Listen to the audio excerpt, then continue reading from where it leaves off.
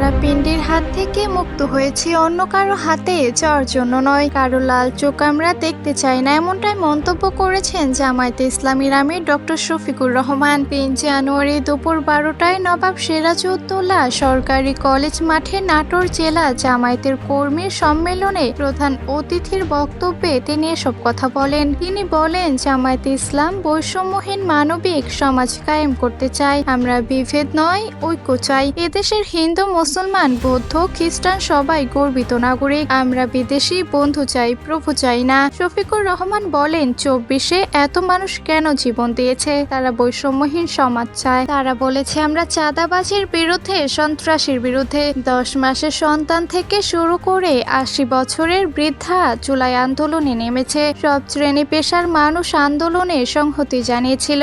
জামায়াতের আমির বলেন, আওয়ামী লীগ বিভিন্ন দলের দেশপ্রেমিক নেতা কর্মীদের উপর নির্যাতন চালিয়েছে। নির্বাচন তাদের জন্য যারা দেশের মাটিকে আমানত মনে করে। আমরা চাই অতি দ্রুত সংস্কার করে দেশে একটি নির্বাচন হোক। আশা করি তারা সেই দিকেই যাবে। তিনি আরো বলেন, ক্ষমতায় থাকাকালে তারা অন্যদের চোর বলেছে। আসলে কথায় আছে, চোরের মায়ের বড় গলা। যারা আকাম কুকাম করেছে, বাংলাদেশকে ফোকলা করেছে, আর্থিক প্রতিষ্ঠান লুটপাট করেছে, গণডাকাতি করেছে, তাদের প্রতি জনগণ আস্থা রাখবে না।